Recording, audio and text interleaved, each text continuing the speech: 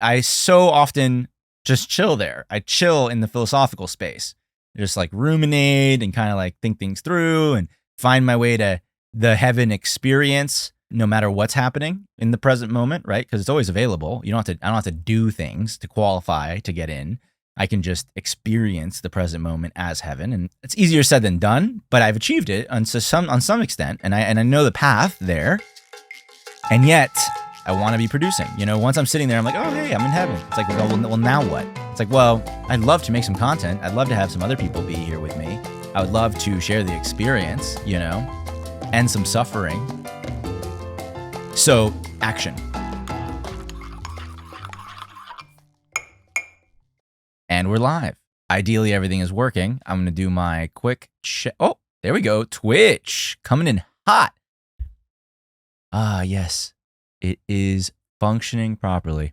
Hi, Twitch. I'm going to do my intro on both things. So let me go live on Instagram as usual. That's what I'm looking at over here. This is Cafecito with Noah, which we're going to talk about more in a moment. Go live. There it is. And action. Checking the connection. And we're live. Hello. I can take these off now. I've done my sound check. Interesting. Well, I'm back with my really good internet, so theoretically speaking, sound's going to be great this week.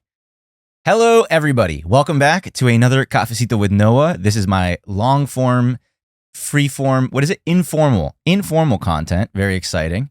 Hi, Gaspar. Hi, Mom. Thank you for jumping in, saying hello. Having a Starbucks Nitro Brew with sweet cream. Oh, there goes Instagram. Ignore limit for today. Instantly tries to limit me. They really should cancel that feature for when you're trying to do a live. Or at least they should have a pop-up that says, hey, by the way, you set yourself up, with screen time notification, blah, blah, blah. Anyway, wanted to do a quick update on the podcast before we get into the long form. I also had notes, I just realized, so I should pull those up.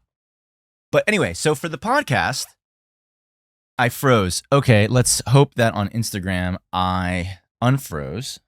Let's see if somebody will communicate to me whether or not we're back. Are we back? Brendan, how's it going? Augur. I don't know how to pronounce that. Augur? I think that's about right. Can't hear you. Yeah, so now they can't hear me on Instagram, which means I'm going to go like this and end it, discard the video, and then reopen it. Take two. Welcome back. I got hit with my screen. What is it called? It's the thing that limits the amount of time you can spend in an app. I set one up for Instagram so I don't spend my life on Instagram, but the second I went live, it immediately came up and booted me off of my own live stream. I was just saying that before I get into the long form, informal nature of Cafecito with Noah, I just wanted to talk about the podcast real quick. Essentially, what's coming up for my podcast, I already recorded the next episode. Great. Oh my goodness, technology today. There we go. Already recorded my next episode. It requires editing, and then I got to pump it up. What's up, Chicken? Coming in and saying hello on Twitch. Hi, Chicken. So look forward to that. Hopefully I can get that up soon. I'm hoping to get it up this month, which means in the next 2 weeks, ideally.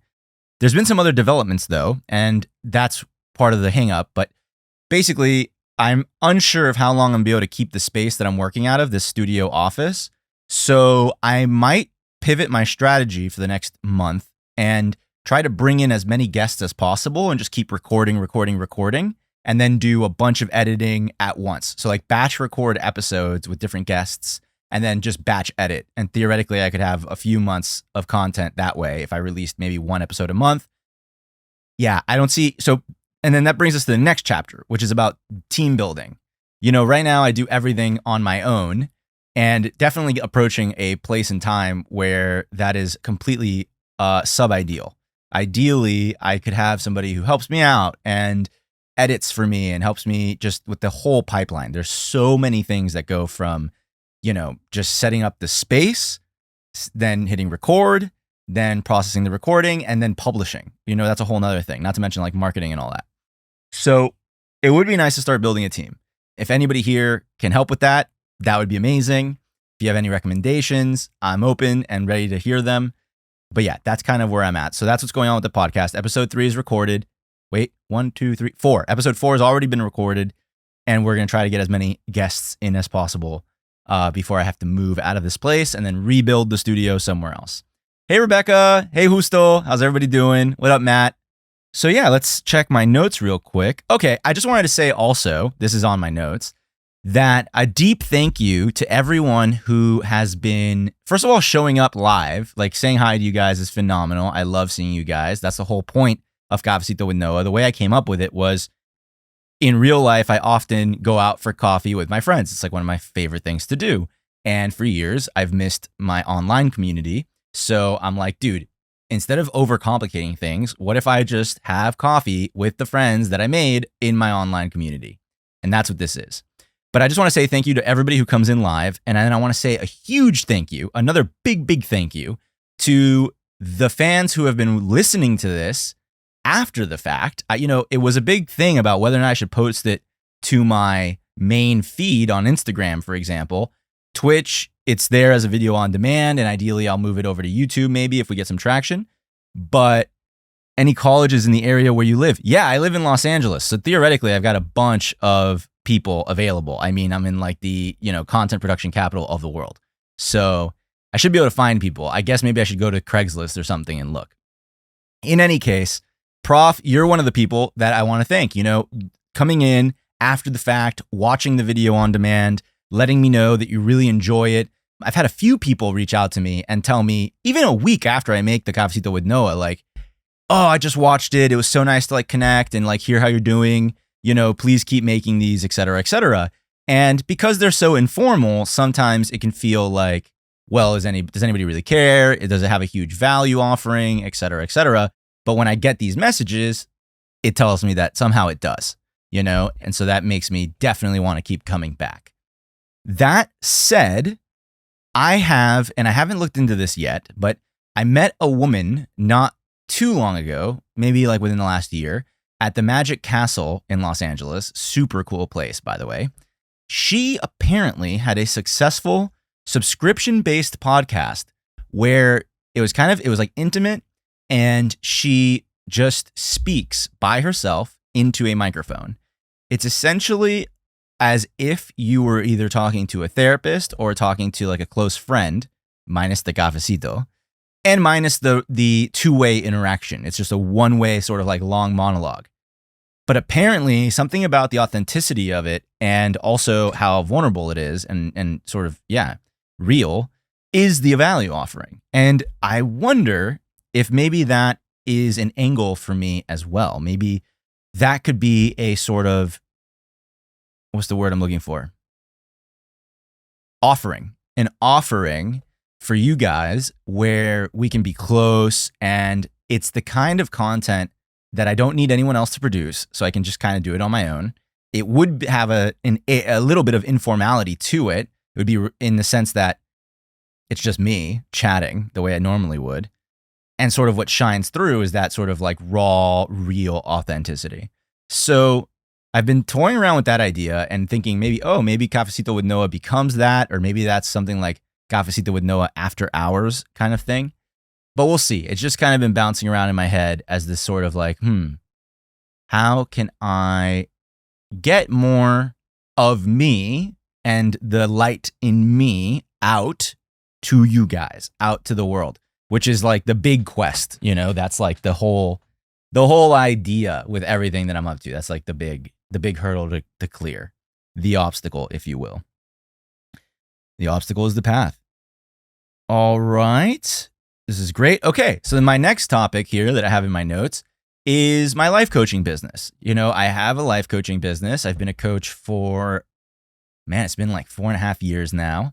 One of the things about my coaching business that I've struggled with is describing to people what the hell it is and what I do, because so often it's extremely personal.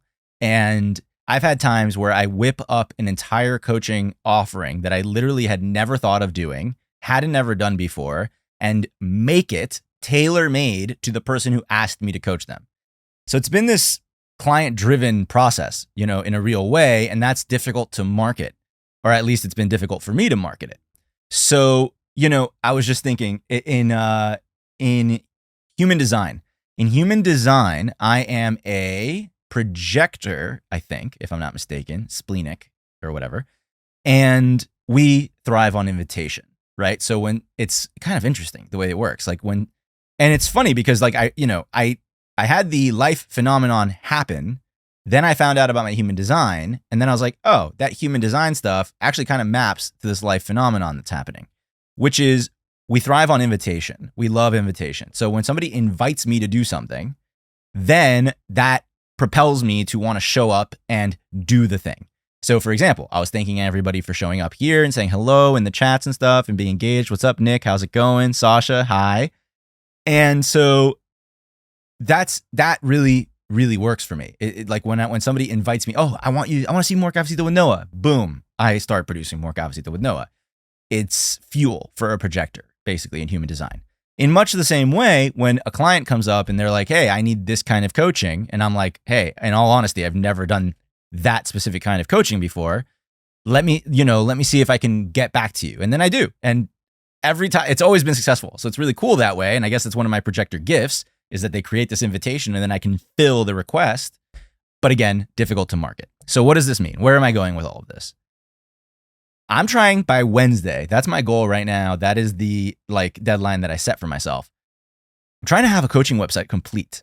And what's exciting is thanks to AI like ChatGPT, which I've been playing around with in the last week or so, I have incredible copy for my website that Yo, Nick, thank you so much. Thank you. That's like kind of one of my first birthday wishes, brother. Oh man, fist bump to you, Nick. Nick, my buddy from preschool all the way back, long-term bros, just wished me a happy birthday. It's coming up on the 11th of January. A factoid that my best friend Hunter likes to mess with me because I'm very proud of it. I love my birthday, 1/1/1. But thank you so much, Nick. I really appreciate it. Where was I? Oh, I'm gonna have a website. Hopefully by Wednesday, not hopefully. If I decide to stick to it and I don't renegotiate the deadline, which I don't expect to, I'll have my website done by Wednesday. And the Chat GPT helped me produce some seriously compelling copy. What does that mean? I told Chat GPT in my sort of informal way what I do, and Chat GPT was able in like 45 seconds to synthesize a punchy distillation of what I do and serve it back to me. And as a matter of fact, now that I'm saying this to you guys, I feel like I might as well just read to you while we're here what that damn program said. Granted, like I said, I gave it paragraphs worth of information, and then it used that to boil it down and describe me. Let's see. Pulling it up. So cool. And then what's neat about it too is once I had the skeletal structure of the thing, it became so easy then to be like, oh, of course, this is a great way to say it. Now I can edit this and make it completely personal, make it my own, if you will, and off we go. So anyway, it's amazing. Highly recommend everybody checks it out. It looks like the servers have been overloaded. My sister tried to use it and it's like, come back later when we've scaled our operations. All right, so here we go. I said to this thing, hey, given all the information I gave you, how would you respond to somebody who asks what your app does? And it said, Prospera Pro is a personal finance app that helps you achieve financial freedom in a fun and magical way. Facts. With Prospera Pro, you'll be able to track your spending, budget for your goals, and make informed financial decisions that align with your values and dreams. That said, Prospera is not your average finance management tool. Prospera goes beyond dry mechanical techniques because Prospera believes that achieving prosperity is about so much more than just money. It's about cultivating a healthy and abundant mindset that supports you on every step of your personal journey. I've been talking about this damn app for like 3 years, and that is everything I want to say about my app in a tiny little paragraph. It's genius. It gets me excited every time I read it. It's so cool. And then I've got something similar for my life coaching business. So I'll read that. I told it, hey, make me a landing page based on my, qualifications, professional and personal. Here we go. Are you ready to take control of your life and achieve your goals? As a certified life coach, I'm here to help you make positive changes and reach your full potential. With my enthusiasm for life and love of people, I will work with you to identify your strengths and overcome any obstacles that are holding you back. My unique background and qualifications make me well equipped to guide you on your journey. As a certified neurolinguistic programming (NLP) coach and a social and emotional intelligence coach, I have the tools and techniques to help you reach your goals.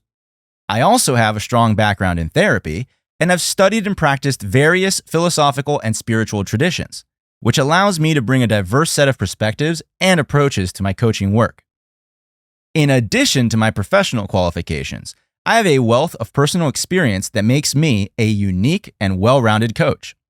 As the oldest brother in a group of 5 siblings, I have developed deep, warm, and loving relationships with my family. I am also a natural problem solver and regularly use lateral thinking to solve problems in my personal life. I have led sales teams to victory in competitive environments, and I have 8 years of experience managing a household that has seen over 13 unique personalities while establishing and maintaining group peace, harmony, and cooperation. Plus, I'm a 16-time skydiver, which required me to embody the work, believe in my dreams, invest in them, and ultimately face the fears that stood in my way. I have done and continue to do the great work. Are you ready to take the next step and start achieving your goals? Contact me to learn more about how I can help you live your best life. What the fuck, dude? Oh my God. Just so cool. Interesting. Hello, JDM. I think you might be a bot, but anyway, hi. Thank you for popping in. Twitch is like a whole new frontier from where I left it. Anyway, so we'll leave it at that. Holy hell. I absolutely love this thing. I can't wait to have these cool websites up. This has definitely been a bottleneck in my process for a long time. And it was not until I read what this machine told me, like the copy that it spit out, I read it and I was like, I never knew that copywriting was such a huge bottleneck. I would have gone to Fiverr and just been like, yo, somebody, here's what I do. Please write me some copy for a website and an Instagram bio and et cetera, et cetera. But I never thought to do it because I did not know it was a bottleneck. The second I saw just how concise it was, I was like, wow, that it literally inspires me to want to go make a website, like to want to put that text on a website. So anyway, thanks for listening to that. That's ChatGPT. I highly recommend you guys check it out. Google it. You got to make a little account to use it. And like I said, their servers are kind of overloaded right now, but worth trying it. Try it for your business. There's a whole bunch of other use cases too. I mean, the possibilities are almost endless. All right. How are we doing? We're doing great. Let's have a little sippity sip sip. By the way, the link to all of my businesses and stuff is in my bio on Instagram. And for anybody on Twitch, you can probably find my link to Instagram in my bio on Twitch. And then you can find, or I probably have I don't know if I've got my link tree on my Twitch, but you know what to do. Just, two clicks, guys. 2 clicks. We got it. I'm going to keep streamlining, but in the meantime, 2 clicks. Yo, Nick, what do you mean? What's your job? Were you a copywriter, bro? ChatGPT took my job. Oh, dude, that's so brutal. You got to tell me what that means. And then we got to get you trained on prompt writing so that you can be the driver of the thing that took your job. Then you win again, right? So I wanted to talk a little bit about my friend Katie. Katie, I reached out to her a few weeks ago to potentially be a guest on my podcast, and she was really excited about that. Oh, Matt, I love you, dude. Wielding the sword, cutting down the bots of the internet. Thank you so much. Oh, a little glass of wine. Perfect. I love it. I actually have 11 bottles left right over there. So that could be another offering. It might be the after hours. It could be a little glass of Vinito. Eddie, how's it going, man? Welcome. Thank you for stopping by. So Katie is incredible, inspirational, unreal. She's a coach herself. She was not always a coach. She actually was an MD, if I'm not mistaken. So she was a full-blown doctor and then did all of this personal development stuff and was so enthralled by the leaps and bounds that she made personally that she was like, fuck this. I'm going to lead women to getting this level of freedom and self-love and expression, etc. One of the things that I find super remarkable about Katie is she is a social media machine. And I admittedly don't know if she has a team working with her or if she's just doing it alone. If she's doing it alone, I am beyond impressed by her productivity. This woman is outputting content regularly. Talk about copywriting, just writing and writing and writing and writing and writing. So I'm really excited to have her on. She's so much fun. She's so cool. And we can get a few of those techniques, tips. I want to poke her brain a little bit about her own journey and also how she manages to keep up with so much social media on a day-to-day basis. It's inspiring, really. Eddie, I'm doing well, my guy. You have stumbled into Cafecito with Noah. I'm not sure if you know what Cafecito with Noah is. When I look this way, Eddie, I'm looking at Twitch because I'm live on Twitch. But when I look this way, Twitch, I'm on Instagram. That's what we're doing. It's 6. Yes, exactly. It is happy hour. There you go. Yeah. I like a 3 p.m. Cafecito here on the West Coast. I mean, I like 3 p.m. coffee pretty much everywhere because I have enough energy to get through the first half of my day and probably have enough energy to get through the second half. So I like to just drop the coffee right middle end of the day, carries me through into the night, and I'm kind of a night owl. So anyway, that's why I'm doing like a 3 p.m. coffee. But sometimes I think I've done like one Cafecito with Noah that was like at noon. Could happen. Double social media. Yeah, it's a content thing, man. It's the modern world. What can you do? But yeah, so drinking a little nitro brew with sweet cream. Delish. Pretty much my classic order. And just talking about what's coming up. Okay, cool. Yeah, we're pretty much plowing through my my notes here. Yeah, Betrayal Starbucks. I know, right? It is what it is. It's a quick and easy grab and go. Besides, are you still at Stamp? I don't know if you are at Stamp. Stamp is my local coffee shop. It's where I met Eddie. Eddie's the best. Why? Thank you very much, Prof. But if you're not at Stamp anymore, then, no harm, no foul. If you are at Stamp, I'm sorry. I got to place my order. You got to do a little, maybe I can use like Uber Eats or something. Anyway, it is, the Starbucks is my grab and go. Stamp is my sit and chill. Stamp is Cafecito with Noah in real life. Eddie has been present for many Cafecito with Noah in real lives. He gets it. He's chilling. He took me off the hook. Landon, hello, welcome. So nice to see you. I'm waving at Landon. I would wave at everybody else. Where's the little thingy? Nope, it's gone. Oh wait, it's not gone. Hold on, I can wave and wave. I'm just waving now. There we go. I got a few waves off. I don't know how that works. Landon, I miss you too. Landon is a very close friend of mine. I love Landon. Also in the personal development space, total freaking unicorn, rainbow, magical wizard. Love Landon. Haven't heard from you in a minute, man. How are you doing? Landon, have you seen anything about the podcast? Have you seen anything about God Mode, A Player's Guide to Life? I've been putting a bunch of people from MITT, which is the place that I met a lot of personal development folks at. I've been putting them on the podcast, and I keep doing it. I mean, I love them. A true homie. Indeed. How are you guys doing this week? What's coming up for you? What are you guys going through? This is always supposed to be a back and forth conversation. Parts of a few videos. Very good, man. That's what's up. That's why I make that short, punchy content. Every long form podcast episode, again, with enough work and hours, gets cut down and recut into little punchy clips so that I can sort of export the nuggets. And then if anybody just wants to like chill out, vibe out with me and the guest, they can watch the whole thing. It's always available. Oh, my TikTok. Nice. Dude, guys, see, I was talking a little bit earlier about the amount of work that goes into getting me, the human, all over the internet. And it's like, man, even TikTok, like that's what I'm talking about. And then you've got like YouTube Shorts comes in and says like, oh, your video can't be more than 60 seconds to be on YouTube Shorts. And at first I was like, okay, so I've got my YouTube horizontal version, then I cut my vertical version, the subtitles on the vertical version, and then I go to post it on YouTube Shorts after posting it on IG and on TikTok.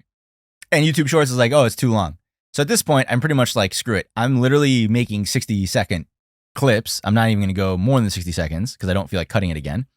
And then I'll post it everywhere like all at once. But it is a lot. It's a lot. It's wild. I love it though. I mean, at the end of the day, one of the big things, like my word of the year this year is action. And the reason I've chosen that word is because, like, yeah, it's a lot. Yeah, blah, blah, blah. All of the things that we think that get in the way of us wanting to get the thing done.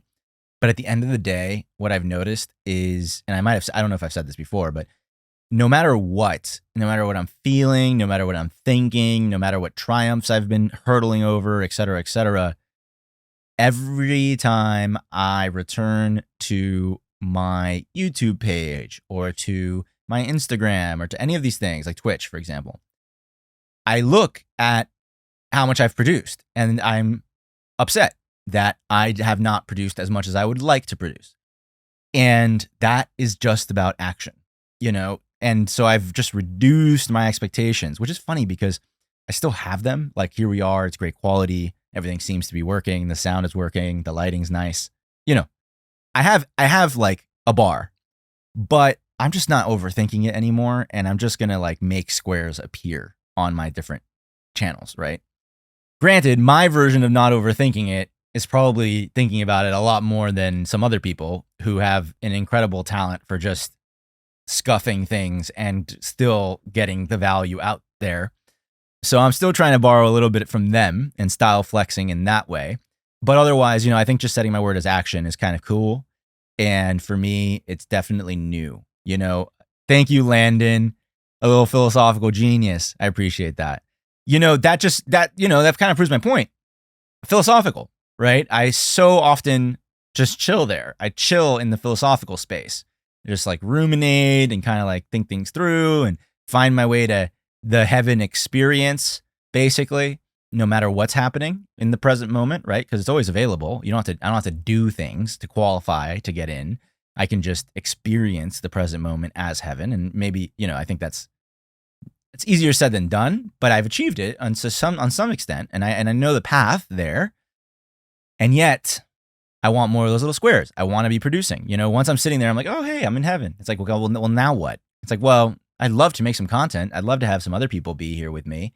I would love to share the experience, and some suffering. So action. And as Landon is saying, action, taking action, creating action, manifesting action, intentional action. Hell yes, exactly. That is it, man. Do it. Just do it. I think I made a really cool Instagram story post to that effect. Instagram story posts are one of the things I'm most fluent in. Like, I have like little obstruction in me when it comes to like me being like, okay, I want to make a story post and I put it up. Those things go well. Now, granted, again, I'm super annoyed with the Instagram editor. I clicked the wrong thing and my text goes behind the picture and my GIF went behind the thing and my whole composition changes. Ooh, my man, Eddie. Wow. First of all, absolutely.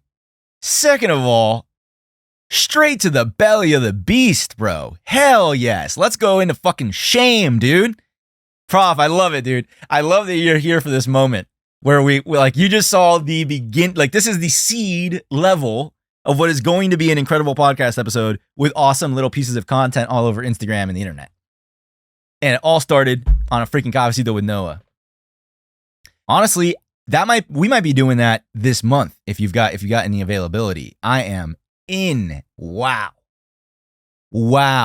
That is the topic. That is the quest of all quests. Shame, the most toxic of the human experiences, the poison of the poison. Antimony is if I'm not mistaken, it's the alchemical equivalent. It's the chemical equivalent to shame. Absolute poison, which, when transformed, becomes gold. Just like anything else. Absolutely, dude. Let's 100% dive in on that. I love it. I'm actually writing that down. I'm writing you into my list. Where the hell is the list? That's the question. We're just going to put it here. Shame, man. Wow. That's going to be a hell of a conversation. That is going to be a hell of a conversation. Perfect. Thanks for pitching that. See, earlier I was talking about being a projector, which is a human design thing. And I was talking about how, life unfolding really mirrored the idea of me jumping when I get invited to things.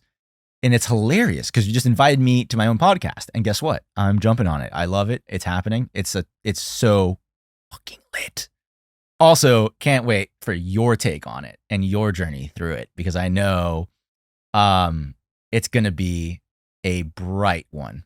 It's going to be good. And boy, have you drop kicked your ass to the other side. You have, you're the embodiment. And I'm sure you still have, your journey, but my God, you're the embodiment of drop kicking barriers that other people get stuck behind. Not you, Eddie. Not you. I love it. I can't wait. I really can't wait. I'm actually super excited about it. Shame is a really good one. Yeah. It's like, it's an umbrella category. If it weren't for shame, a lot would be a lot less painful, a lot less scary, and a lot less difficult. Shame's the killer. Shame is the killer. Shame is like that thing that creates the living dead experience where like you're not dead yet, but you're not living because you're not allowing yourself to live because you're terrified. And it's completely human. It's a completely human experience. There's nothing, it's the most normal thing, but you're just absolutely terrified of experiencing shame. Frankly, you should be. Shame sucks. Super painful. Super painful. Wow, what a topic. Look at us go. This is it. This is it, guys. We're really in the Cafecito with Noah right now. This is what it's all about. Ping pong. Is shame greater than fear? Prof, great question. Here's what I'm going to say about shame and fear. Shame is the thing we're afraid of. So it's not greater than fear. It's causing the fear. Yeah, I hear you. Yep. There you go, Eddie. Damn, Eddie. Eddie and I are going to fucking drop some bombs, baby. Eddie and I are going to drop some bombs. Get ready for this podcast episode. Holy shit, yes.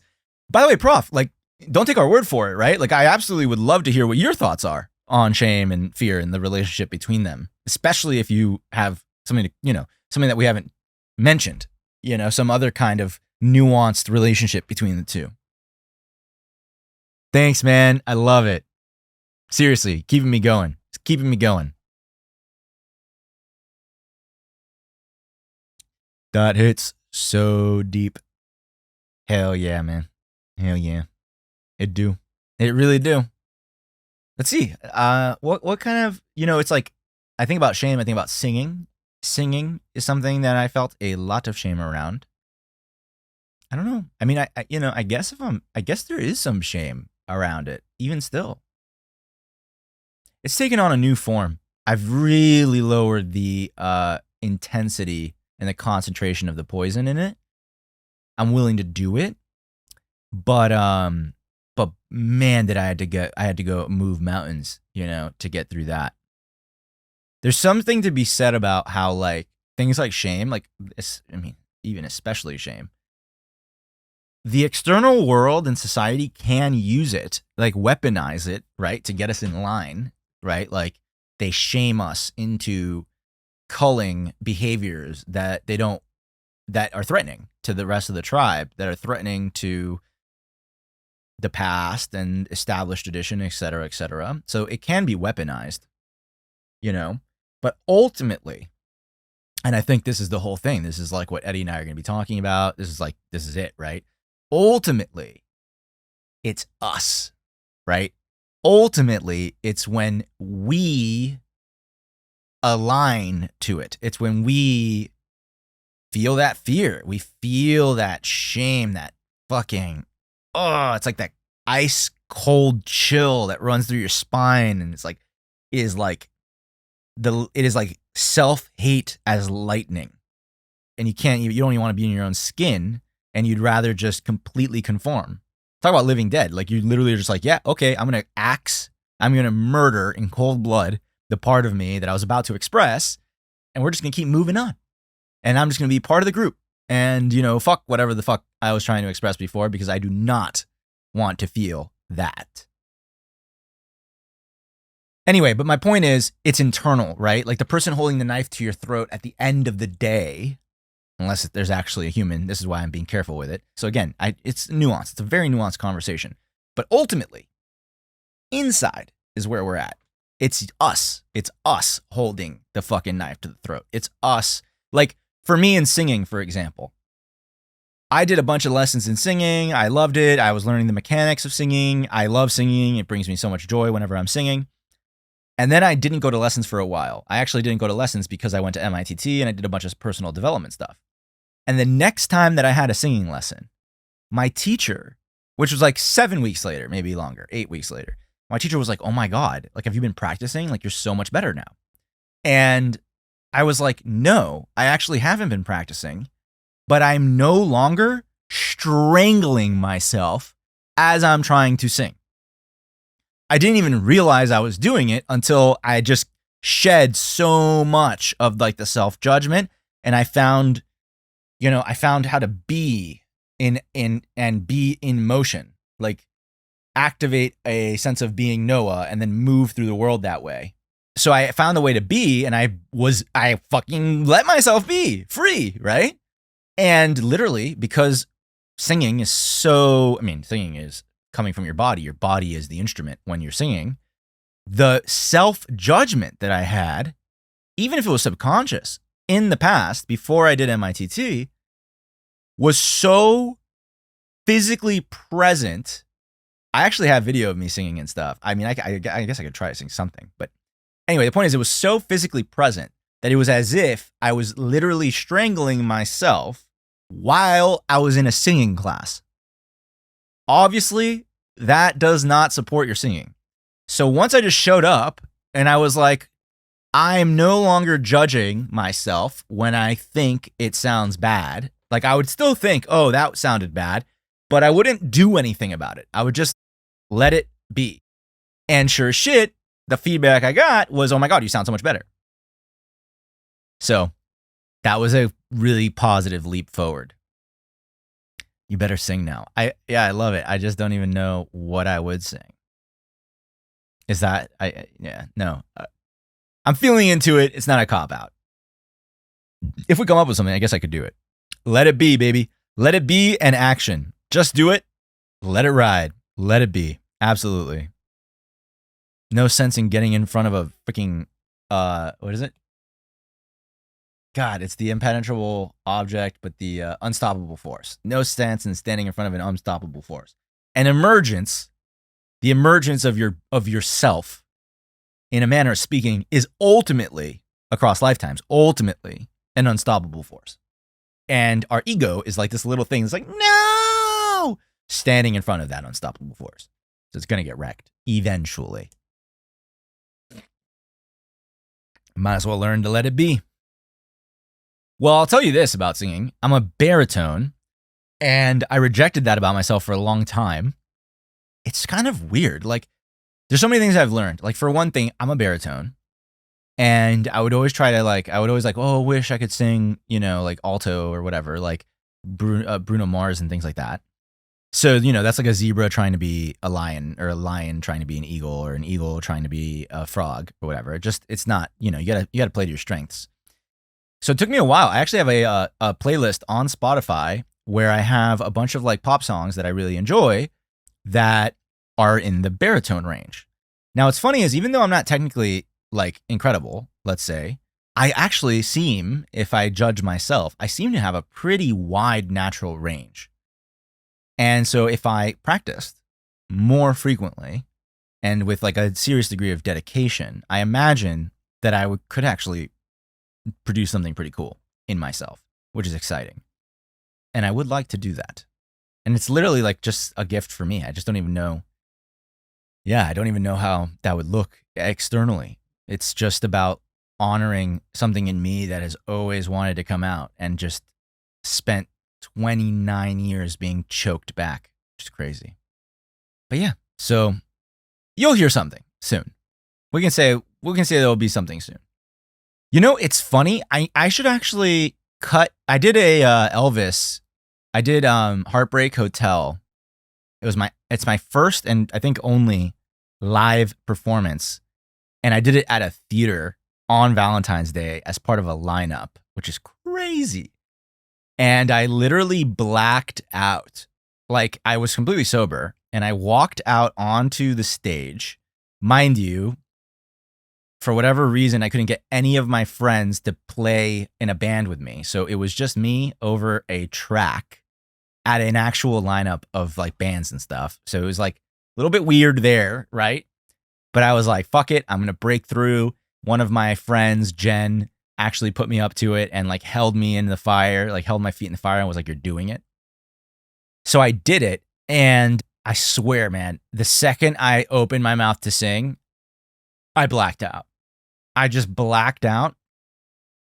And it was actually a pretty freaking great performance. It was awesome. I'm like very proud of it. And it made it to Instagram, but it didn't make it to Instagram in a permanent way. It made it to Instagram in my stories, which is something I was saying earlier.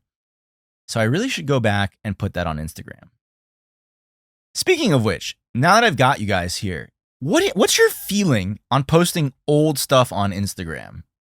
What's the take on that? I don't know. I mean, I want to do it because just for the sheer fact alone that I have amassed so much content, so many goodies, like the Elvis performance, that for whatever reason, I wasn't like in the groove of producing content or whatever, never made it. They never made it in a permanent sense to the internet. This is the kind of thing where if I had a team, I could basically send my team through my archive and they could be producing all kinds of little, content nuggets from years of documenting my life, I just wonder about that. Like, for example, there's like a lot of really cool photos of me with like my white hair. Never made it to Instagram, but now my hair's not white. And it's just funny because it's not like I would hold back just because people, it's not like the fact that it's not current would have me hold back from posting it. But it is very funny how people are like, wait, is your hair white? Wait, but your hair's not white. It's funny. It confuses people. I think that oftentimes there's like an assumption that it's current, what you're posting, that it's current, but it doesn't have to be. You loved it? Oh man, Eddie, we gotta talk about this. Is all connected to shame. That fucking look was just as risk-taking for me personally as skydiving. Same risk. Terrifying. Dude, 2 years before I dyed my hair white, and you probably saw these shoes. I don't know if you noticed them. I bought myself some Nikes. They were the Nike Cortez. They were white with a red check. And they were basically just like Marty McFly's shoes. Although he has a different, he doesn't wear Cortez. I think he wears some other style, but I basically remade his style in Cortez. And when I put those shoes on, these are shoes. Like, who cares about shoes? I put these shoes on my feet. Mind you, I'm thinking these are the coolest fucking things I've ever worn in my life. I put them on my feet and I'm immediately terrified. And everybody watching this is like, how were you terrified by putting shoes on your feet? You're literally on the internet talking like, I get this all the time in real life. People are like, I can't believe it. No, facts. I felt so self-conscious walking around with my little new Nikes. Now I'm so far beyond that. I mean, dyeing my hair white that's a whole nother league, than wearing the shoes. But baby steps, literally, right? Literally baby steps. This is what I'm talking about. I've got a lot, I've got a lot, especially in the shame folder. Don't even get me started. I'm a Capricorn. For those of you who don't know what that means that in the tarot deck, my card is literally the devil. I have a lot of things in this little head of mine that I imagine. After this post, a white hair pic, it was a complete moment. Hell yeah. I'll post in my story, for example. I would go back. I kind of want to go back. I took a pit stop back at Brown again because I want to make all of my financial management content with brown hair. Just a style choice, I guess. It just feels more like I can take myself as a finance guy. I'll take myself more seriously with the brown hair. I've already got my personality isn't that fun enough, right? You know, it's funny. I'm actually like my salt and pepper look is going to be killer. When I'm in my salt and pepper phase, I'm going to peak. I'm going to peak in my salt and pepper phase. And you know what? Actually, I'll tell you guys what. We're having a great time. And I am going to cut the Cafecito with Noah here on the highest of notes because I find that is a very good social media online presentation strategy. So love you guys, and I'll see you next time. Thanks for tuning in.